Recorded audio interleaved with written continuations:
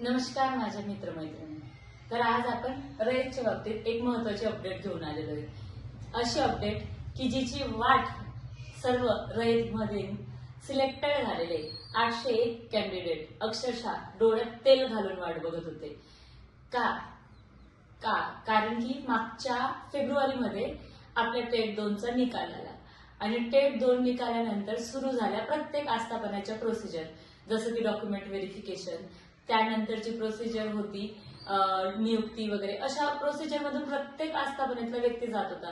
झडपीला वेगवेगळ्या झडपींना जॉईनिंग मिळत होती, महानगरपालिका नगरपालिका यांना जॉईनिंग मिळत होती. आणि त्यावेळेस हे आपले 801 कॅन्डिडेट जे सिलेक्ट झाले होते रयतमधून ते पण वाट बघत होते त्यांच्याही डॉक्युमेंट व्हेरिफिकेशनची आणि नियुक्तीची. पण तिथेच मध्ये काय झालं की एक जे रयतमध्ये CHB वर कॅन्डिडेट होते त्यांची आली कोर्टात केस आणि त्यानंतर लागला रयतच्या नियुक्तीवर स्टे. त्यांचेही काहीतरी वैयक्तिक रिझन्स असतील त्यामुळे ते कोर्टात गेले असतील, पण त्यामुळे काहीतरी आपले जे सिलेक्टेड कॅन्डिडेट होते त्यांच्यावर म्हणजे त्यांच्या नियुक्तीला स्टे आला आणि वर्षभर ते त्यांच्या नियुक्तीची वाट बघत होते. कसं आहे ना, एकदा कोर्टात केस गेली तर त्याच्यावर तारखांवर तारखा भेटत असतात आणि ती नियुक्ती लांबत असते.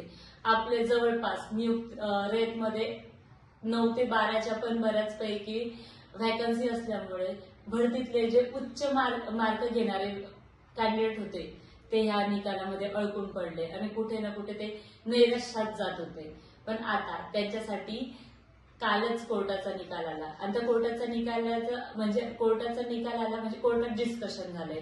अजून फायनल जे आहे निकाल जो त्यांचा लेखी ऑर्डर, अजून कोर्ट ऑर्डर यायची बाकी आहे. पण तिथे जेव्हा हे जजमेंट चालू होतं, जेव्हा दोघी साईडच्या डिबेट चालू होत्या, तर तेव्हा तिथे आपले जे उपस्थित अभियोग्यता धारक होते त्यांनी तो कोर्ट निकाल ऐकला किंवा तिथल्या वकिलांसोबत चर्चा केली आणि काय निकाल ऑर्डरमध्ये काय लिहून येण्याची संभाव्यता आहे. प्राथमिक जे माहिती आहे मिळते ऑर्डर बद्दल, ती माहिती मी इथे तुम्हाला शेअर करण्यासाठी बसली. तर असं होतं की जे 650 लोक होते त्यांनी कोर्टात गेले होते CHBचे आणि मग कोर्टाने असा निकाल दिला की आधी त्यांना नियुक्ती द्या आणि मग ज्या उर्वरित जागा आहेत त्या उर्वरित जागांवर आपले रयतचे जे कॅन्डिडेट आहेत, रयतमध्ये जे सिलेक्टेड कॅन्डिडेट आहेत त्यांना तिथे सामावून घ्या. तर हे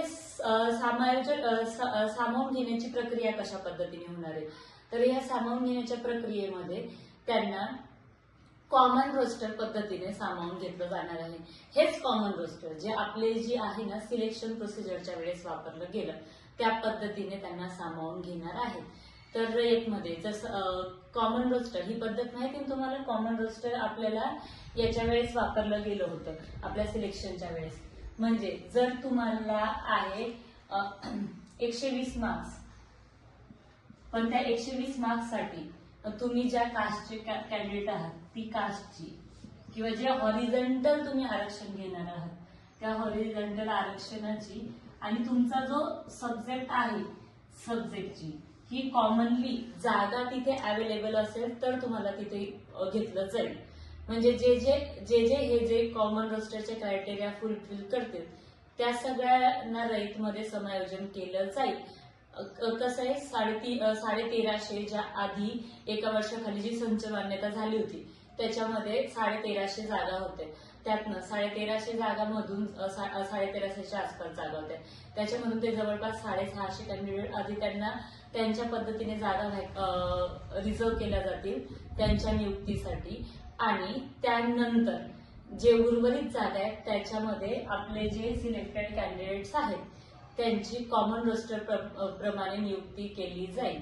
आणि इन केस जर एखादा कॅन्डिडेट आहे त्याला जास्तचे मार्क्स आहेत पण तरी पण कॉमन रोस्टरने रयतमध्ये त्याची जागा शिल्लक राहत नाही तर त्याचं काय नाही, तोही घरी बसणार नाही, बिलकुल घरी बसणार नाही.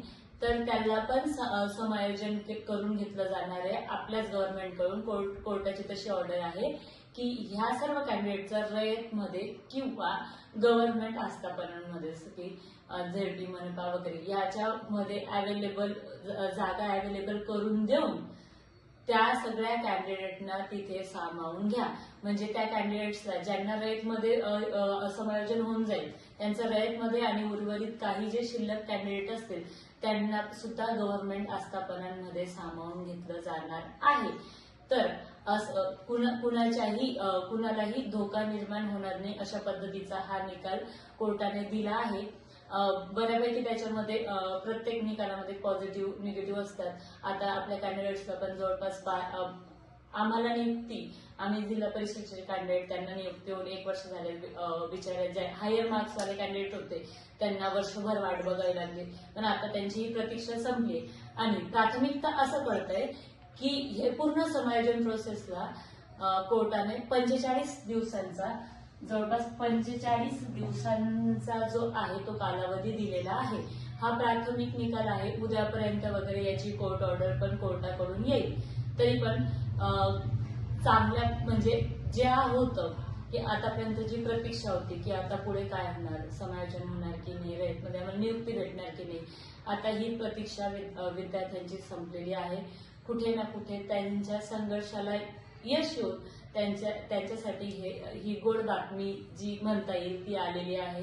लवकरच आपले हे जे 801 कॅन्डिडेट होते ते पण लवकरच सेवेत येतील. मग ते काही रयतमध्ये येतील किंवा काही आपल्या सरकारी आस्थापनेत येतील, जसं झेडपी, त्यानंतर मनपा, नपा वगैरे यांच्यामध्ये त्यांचं समायोजन होईल. पण हे जे आहे जे उर्वरित जागांवर कॅन्डिडेट भरले जाणार हे कॉमन रोस्टर पद्धतीने भरले जाणार आहेत. मेरिट हा क्रायटेरिया त्याच्यामध्ये लागू होतो. कॉमन रोस्टरमध्ये मेरिट प्लस कॉमन रोस्टर हे भरतीच्या वेळेस याच पद्धतीने की जेव्हा तुमचं सिलेक्शन याच पद्धतीने की जेव्हा तुमचं सिलेक्शन होतं तेव्हा तुम्हाला मार्क्स पाहिजे असतात, त्यानंतर तुमची कॅटेगरी, त्यानंतर तुमचं हॉरिझॉन्टल रिझर्वेशन आणि त्यानंतर तुमचं सब्जेक्ट, या सगळ्या गोष्टी फुलफिल झालेल्या असायला पाहिजे असतात. मग तुमच्या त्या रयतमध्ये जर इन केस त्या पद्धतीने नसलं तर त्यालाही तुम्हाला म्हणजे घाबरून जाऊ नका, लगेच तुम्हाला कोणत्याही गव्हर्नमेंट आस्थापनांमध्ये समायोजन करून घेणं ही आता सरकारची जबाबदारी आहे. तर अशाच महत्त्वाच्या अपडेट्ससाठी चॅनलला फॉलो करा, लाईक करा, शेअर करा आणि तुमच्या मित्रांपर्यंत हा व्हिडिओ नक्की शेअर करा. आणि अशाच व्हिडिओसाठी भेटूयात पुढे.